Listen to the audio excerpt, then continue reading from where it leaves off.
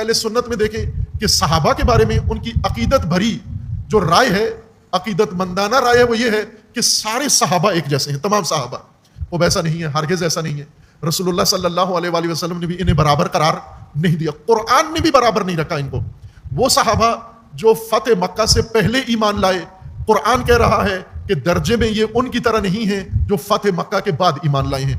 فتح مکہ سے پہلے کے صحابہ ان کا بڑا اعلیٰ مقام ہے. اور اسی طرح پھر جنگ بدر میں جو شریک صحابہ تھے، قرآن کہتا ہے ان کا درجہ دوسرے صحابہ پر بہت بلند ہے. اور اسی طرح کرتے کرتے اور جو بالکل آخری سال، 8ویں ہجرت کے 8ویں سال یا 9ویں سال مسلمان ہوتے ہیں، یہ ہرگز ان صحابہ کے برابر نہیں ہیں جو شروع سے رسول اللہ کے ساتھ، مکہ سے حضور کے ساتھ ہیں، مدینہ سے حضور کے ساتھ ہیں، جنگوں میں حضور کے ساتھ ہیں.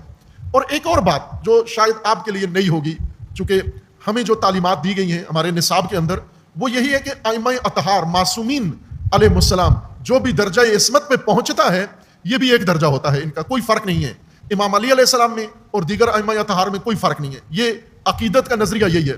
ہمارے استاد بھی عقیدت میں یہی بات کرتے تھے، بڑے بڑے بزرگ علماء مراجع تقلید بھی یہی بات کرتے ہیں، بڑے بڑے عقیدت مند جتنے بھی ہیں وہ سب یہی بات کرتے ہیں. لیکن قرآن کا یہ فرمانا ہے کہ ہم نے نبیوں کو بھی ایک جیسا نہیں بنایا.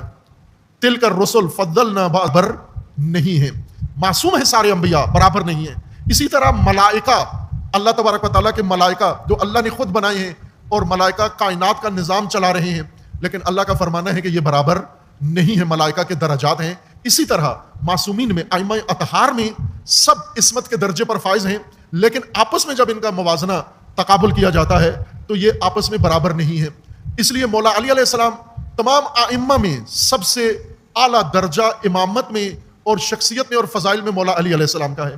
اور دوسرے نمبر پر سب سے بلند درجہ جو ائمہ نے خود بیان کیا ہے، امام صادق علیہ السلام نے بیان کیا، امام حسین علیہ السلام نے بیان کیا، اور رسول اللہ صلی اللہ علیہ وآلہ وسلم نے بیان کیا کہ ولایت میں درجہ کے لحاظ سے امام مہدی علیہ السلام کا درجہ سب سے اعلیٰ و افضل ہے.